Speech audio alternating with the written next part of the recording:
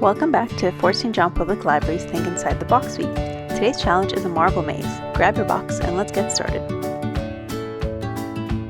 The materials that we'll need for this challenge are a small box with a lid, and having a box with a lid for this challenge helps us because we'll be using the lid as a platform for our maze.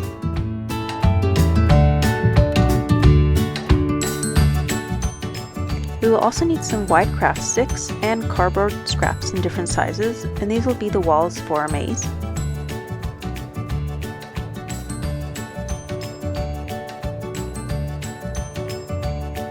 We'll also need some marbles,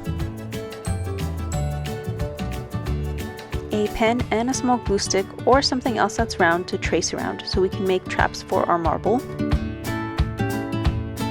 And for cutting, we're going to be using scissors or a craft knife or an X-Acto knife, and please only have an adult use these items as they're very sharp. We'll also need some glue, tape, or a glue gun to secure the walls of our maze.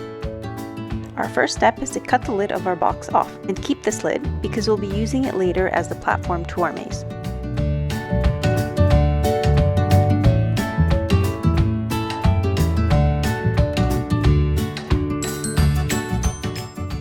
So now that the lid is cut off, we want it to sit snugly in our box, but we also want it to be a bit lower than the edges of the box, so these will be the borders to our maze.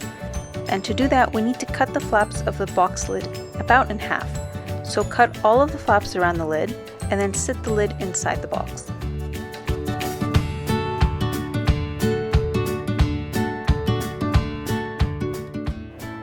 So now you can see the lid of our box became the platform for our maze. And there's still some space underneath for our marble to roll around if it falls into one of our traps. So if you have a different kind of box, then just cut a piece of cardboard to fit inside and tape or glue it in place. Remember to leave room between the platform of the maze and the bottom of the box for your marble to roll out.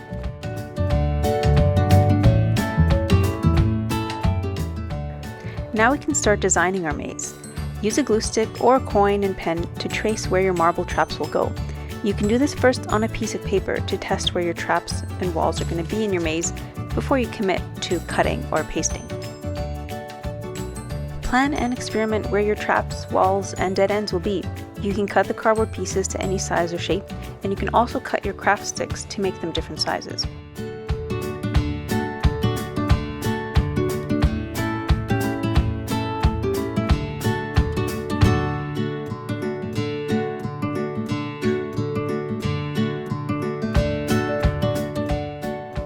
And don't forget to also cut a hole for your marble to escape out of the box.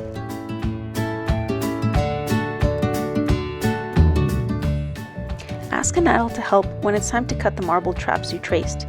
A craft knife makes this easier, but scissors can work too. But again, be careful, those knives are pretty sharp.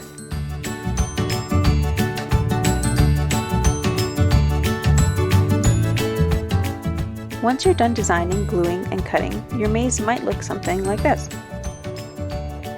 Oh, look, even our library cat Knight wants to play. You might have a bigger or smaller maze, simple or more complicated, that's great, they're all fun to play with. Here we glued the walls of our maze, and so you can glue or tape, just make sure to let that glue dry completely before playing with the maze. It's trickier than it looks. Challenge your friends and family and see if they can make it from one end of the maze to the other. Thanks for watching. Join us tomorrow for challenge number 5.